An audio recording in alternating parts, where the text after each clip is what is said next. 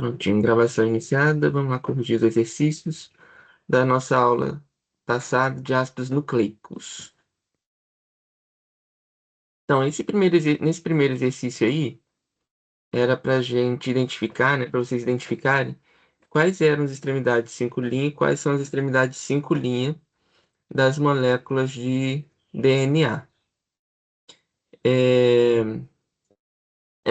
Saber quais são as extremidades 3' e 5' seria mais importante para vocês entenderem os processos de transcrição e tradução que ocorrem no momento em que as proteínas vão ser formadas, porque isso prediz os sentidos em que novas moléculas de RNA vão ser produzidas e como elas iniciam a leitura no ribossomo. Sempre inicia pela extremidade 5' e novas moléculas são adicionadas na extremidade 3'. Por quê? É a extremidade 3' que tem um que tem no seu carbono 3 a possibilidade de se ligar a uma nova molécula, com fosfato de um outro nucleotídeo. Então, as novas bases nitrogenadas vão sendo sempre adicionadas nessa extremidade 3', porque é ela que está livre para recebê-lo. Na extremidade 5', ela já tem o seu fosfato e está ligado ao fosfato de um outro nucleotídeo, ou seja, não tem onde mais ligar nucleotídeo a ela. Então, a extremidade 5' não se liga a novos nucleotídeos. Quem se liga a novos nucleotídeos é sempre a extremidade 3'. Então, como identificar a extremidade 5' e 3'? Na extremidade 5', o nucleotídeo ele vai estar ligado a um outro nucleotídeo, por uma ligação fosfodiéster com ele. E ainda tem o seu fosfato também. Então, na extremidade 5', o nucleotídeo acaba tendo ligação com dois fosfatos, o dele e o da molécula vizinha. Na extremidade 3', só tem um fosfato ligado a ele. Então, no último nucleotídeo aqui, a gente só tem um fosfato, que é a unidade 3'. Na figura B, a gente já tem a fita dupla, né? Mostrando as interações entre duas fitas de DNA. Então, nelas, a gente vai ver dois sentidos diferentes, duas fitas com sentidos diferentes. Uma com sentido com essa estrutura e outra com essa estrutura aqui.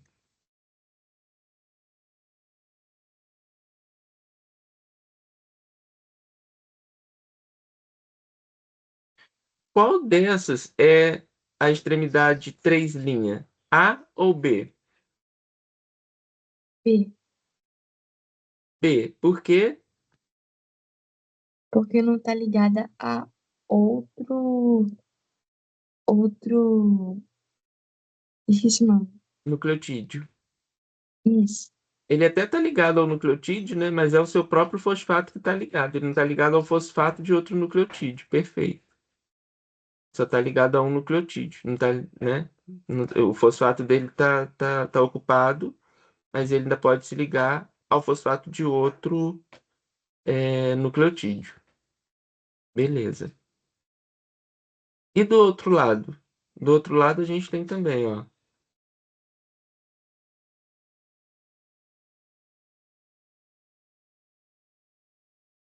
esse aí é o 5'. Qual é o 5'? É o D. O D, exatamente. Tá ligado aqui aos dois fosfatos, ao dele e ao do outro nucleotídeo, enquanto 3' só tá ligado ao dele. Tá? Então as fitas são sempre antiparalelas, enquanto uma é no sentido 5', 3', a outra é no sentido 3', 5'. Sempre assim que as fitas se pareiam na molécula de DNA. Isso quer dizer que elas são antiparalelas. Nessa outra aqui, ó, vou circular de novo, vocês vão falar.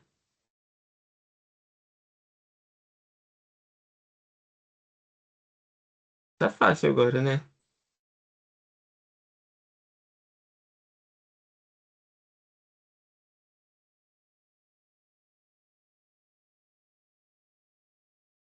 Quais delas são 5 linhas? 5 linhas é a letra E e a letra H. Perfeito. Então, as 3 linhas são G e F. E F. Perfeito. Todo mundo entendeu? Isabelle, entendeu? Sim, Show. acho que sim. Por quê? Você acha? A 5 linha, ela fica maior e a 3 linha ela tá menor e ela tem. Pode usar essa lógica também. Pode usar essa lógica também. O importante de você identificar é que esse carbono 3 aqui, ó, na, na extremidade 3 linha, ele está livre, ele não está ligado a outro fosfato. Na 5 linha, mentira, o carbono 5, tá? Esse aqui é o carbono 5. Mentira. O carbono 3 mesmo. O carbono 3 linha está livre. Na extremidade 5 linha, o carbono 3 linha e o carbono 5, eles estão ocupados, eles estão ligados ao fosfato. Tá? Então, no 5 linha, tem 2 fosfatos ligados à molécula e na 3 linha só tem um fosfato ligado à molécula.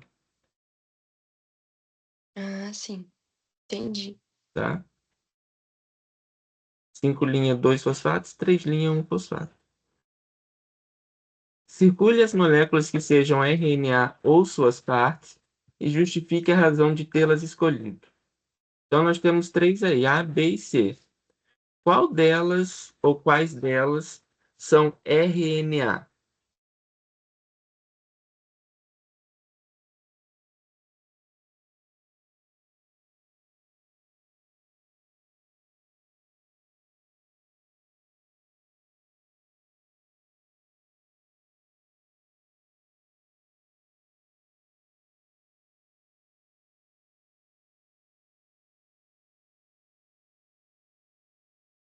O Letra RNA. A. Fala. Letra qual? Letra A. Letra A é uma molécula de RNA, ok. Só ela. Olha, a letra C, eu não tô conseguindo identificar o que que é. Tá, E a letra B você acha que é o quê? Então, não tem o U, né? Não tem o O. Não tem o U, né? Você foi seguindo aqui o U. Ok. Sim. Então é o seguinte. O que que diferencia principalmente o DNA do RNA? A presença de uracila, que é um U, tá, gente? Não é parecendo um O aqui. A presença de uracila e de timina. Por quê? A uracila só está presente no RNA e a timina só está presente no DNA. Então, se você tiver timina, você sabe que é DNA. Se tiver uracila, você sabe que é RNA. Outra coisa que diferencia eles é a presença dos açúcares diferentes. Na uracila, a gente tem ribose, no DNA, a gente tem desoxirribose. E aí, letra A, beleza. Viu que tem uracila? De fato, é uma molécula de RNA. Agora, o que que vem a ser a ribose e a desoxirribose? Aí a gente tem que considerar o açúcar. A pentose, o açúcar de 5 carbonos, tem aqui. Então, o que que a gente vai considerar? Se no carbono 2 houver uma hidroxila, a gente diz que é uma ribose. Se tiver só um hidrogênio, a gente diz que é uma desoxirribose. Por quê? Perdeu o oxigênio. Desoxigenou a ribose. Desoxirribose, tá? Então, essa falta do oxigênio aqui, ó, determina que esse é um açúcar desoxirribose. Isso é interessante porque quando tem a hidroxila, como é o caso do RNA, essa molécula se torna mais reativa, mais suscetível à ação de outras moléculas, às ações de outras moléculas. Isso é uma das causas que faz o RNA ser tão mais reativo do que o DNA, ou seja, mais suscetível à destruição do que o DNA. Então, o DNA ele é mais estável do que o RNA por conta disso. Então, desoxirribose. Então, se tem desoxirribose, eu sei que essa molécula é uma molécula de DNA. Agora, na letra C, o que que a gente tem? Ribose ou desoxirribose?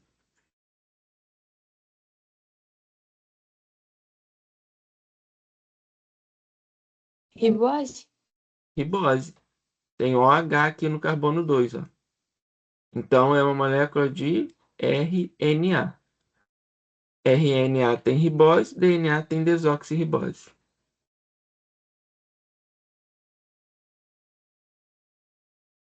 Muito legal. Uma Que diferençazinha aí é um. mínima, né? É, que Mas que pega já todo muda, mundo. mas já muda o comportamento da molécula todinha. Já tem outra função.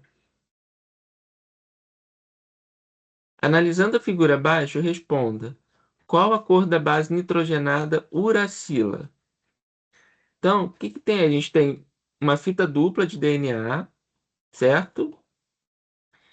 E ela foi transcrita em RNA. Então, aqui a gente tem o DNA e aqui o RNA que surgiu a partir dela. Então, no DNA, vamos analisar a molécula de DNA primeiro. Vamos tentar identificar quem é quem. Ah, não, vamos seguir na ordem aqui mesmo, acho que eu fico pensando na maior praticidade mesmo. Então, qual a base nitrogenada uracila? Lembrando que a uracila só está presente no RNA. E é RNA tem rosa? uracila, aham, e o DNA tem timina. Então, tem que ser uma cor diferente, né? Tem que ser uma cor diferente que só esteja no RNA. Então, a uracila é esse rosa, esse lilás, sei lá.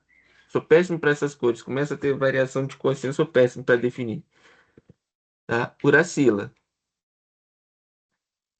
Qual a cor da base nitrogenada timina? Bem, então a timina só vai ter no DNA. Qual cor só está presente no DNA e não está presente no RNA? Vermelho. Vermelho. Então eu sei que o vermelho é a timina. Qual a cor da base nitrogenada adenina? Azul? Por que que eu sei que é azul? Porque a adenina se liga a timina. Porque a adenina se liga a timina. Então eu sei que a timina é vermelha e ela está ligada a azul, que é a adenina. Beleza. E a adenina também está presente no RNA. Ok? Aqui. Quais as cores possíveis para representar as citocinas? É amarelo e verde. Exatamente. Então, o amarelo ou o verde podem ser a citosina. E quais as cores possíveis para representar as guaninas? Amarelo e verde também. Amarelo e verde também.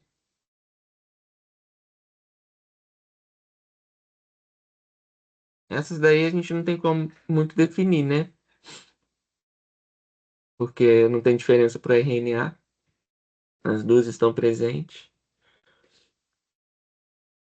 Ok? Quem não conseguiu acompanhar dúvidas, vamos lá. Podem perguntar. Ou todo mundo conseguiu acompanhar? Para mim, acompanhei aqui. Tranquilo. Acompanhou? Show. Legal.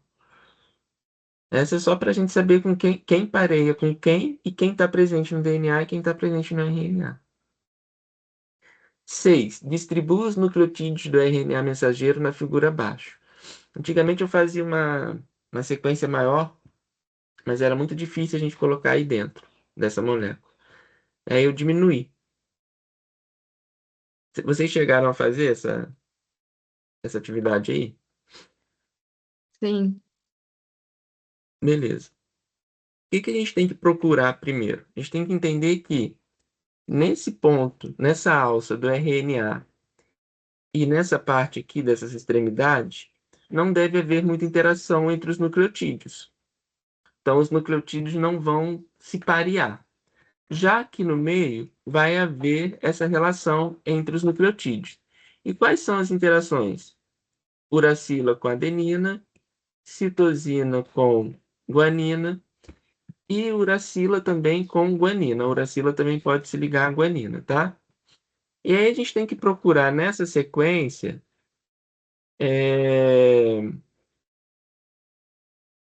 códons, né? Cada 3 a gente chama de códon, que tem nucleotídeos que vão se parear. Então eu sei que, por exemplo, ó, o A não vai se parear com GCC. Para ela se parear, ela teria que ter um U, A, U.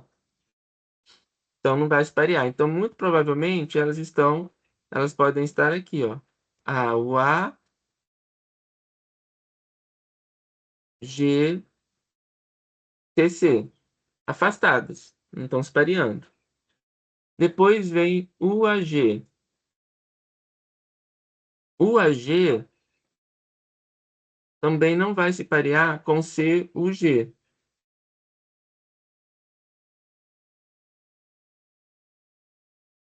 CUG. O CG, AGA. O vai parear com A, C vai parear com G, mas G não vai parear com A. Vamos ver como é que vai ficar essa baguncinha aí. U, C, G. Aí vai dar a volta, lá do outro lado estaria A, G, A. Não vai parear, né? Aliás, vai parear aqui e vai parear aqui. CG e o A. Aqui não vai parear, vai ter uma força de repulsão. Mas essa força de repulsão, ela vai ser menor do que as outras duas forças de atração. Então é bem possível que tenha esse G e A presente aqui sim, tá? Nessa posição. Agora, UCC, GAC. UCC, aí lá do outro lado, GAC. Só tem pareamento aqui do CG, CA, UC. Não tem nenhum pareamento, né? Nenhum deles se combinam, só o CG. Então, provavelmente, eles não estão nessa posição. Depois vem. Então, eles devem estar aqui, ó. U, C, C, G, A, C. Mas eu tenho U, C, U, ainda no meio, U, C, U e C, A, C. Coloquei todos? Coloquei, né? Aqui ficou uma bagunça. Então, eu coloco os que não se pareiam na alça ou nas extremidades, sempre pensando, ó, essa é uma extremidade, essa é outra extremidade. E eu não posso mudar a sequência dos nucleotídeos, eu tenho que manter. Então, AUA, UAG, UCG, UCC, UCU, CAC, GAC, AGA, CUG, GCC. Os únicos que têm uma chance de estarem presentes aqui no meio são esses que ainda o G e o A não se pareiam, mas tem uma forte interação ali entre CG e o A. Beleza? O que vocês acharam? Seguiram esse raciocínio? Como que vocês fizeram essa? Achei muito legal o raciocínio. Mas eu não tinha entendido dessa forma. Você tinha feito como? Na verdade, eu não tinha entendido direito como que era pra fazer. Tá. A gente também não aprofundou muito nisso, né? Mas é baseado nas interações que eles vão tendo. E aí, de acordo com a sequência, a gente vai ter diferentes formatos de RNA. Vão ter pontos em que eles vão estar mais próximos fazendo essa haste, outros que eles vão estar mais afastados fazendo a alça. Pode ter tamanhos de alças diferentes. Se tiver mais nucleotídeos aqui que não tenham afinidade, a alça vai sendo maior. Entendi. É tudo interação química, né? Que vai fazendo com que eles que formem a molécula, igual era nas proteínas, na estrutura terciária da proteína. É a interação química entre eles que vai formando. 7. Pesquisadores analisaram o DNA de duas espécies de micro-organismos que vivem em ambientes distintos. O organismo A habita fontes termais com temperaturas acima de 90 graus Celsius, enquanto o organismo B é encontrado em águas frias e lagos temperados. Bem extremos, né? A análise da composição nucleotídica revelou que o DNA do organismo A apresenta 65% de pares CG, enquanto o DNA do organismo B contém 35% de pares CG. Explique como a diferença na proporção de CG entre os dois DNAs influencia a estabilidade da molécula em seus respectivos ambientes, discutindo a relação com as ligações de hidrogênio e com a adaptação dos organismos às suas condições de vida. O que vocês acham? Qual a relação entre essa porcentagem de pares de base citosina-guanina com o ambiente onde eles vivem, considerando as pontes de hidrogênio?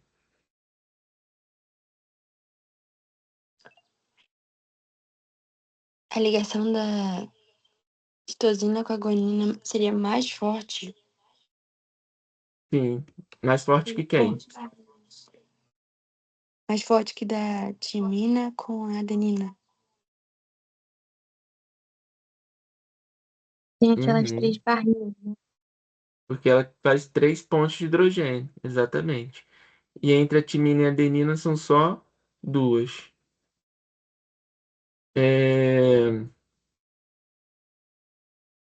Então, repare o seguinte: se eu tenho 65% de CG naquele organismo, vou ter quantos de AT? 35%. 35.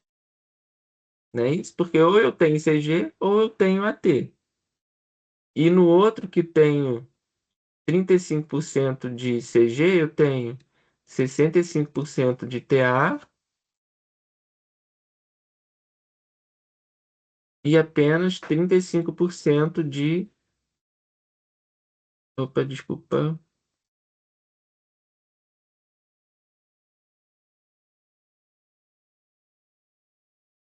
Né? Inverteu ali inverteram as proporções. Então, a energia necessária para romper essas ligações triplas entre CG é maior. Então, esse organismo A, mesmo com temperatura de 90 graus Celsius, ele resiste. A célula dele mantém o DNA estável ainda. Ele tem outras adaptações também, tá, gente? A estrutura da membrana celular dele é diferente, tem muito mais proteínas do que fosfolipídios para deixar a membrana mais estável também. Tem várias adaptações para resistir a essa temperatura alta. No DNA, ter mais citosina e guanina faz a diferença. No organismo B, como a temperatura onde ele vive já é mais baixa, ele pode ter uma proporção de timina adenina mais alta, que o DNA vai continuar estável. Né? Aí agora o que acontece? Se tiver mudança climática, que é o que está acontecendo, a temperatura desse lago começar a aumentar, Aí pode ser que o DNA desse organismo, que é bem mais frágil, possa não suportar essa variação de temperatura. E aí a gente inviabiliza a sobrevivência daquela espécie naquele lago. Ou, né, naquela água lá gelada. Ok? Ok. Show. Show.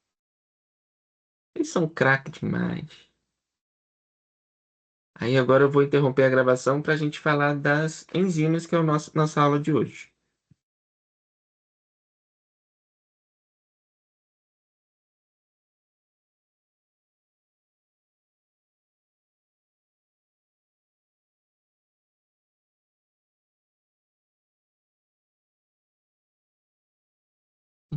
Mudou a posição, lembrei a calculadora. Peraí.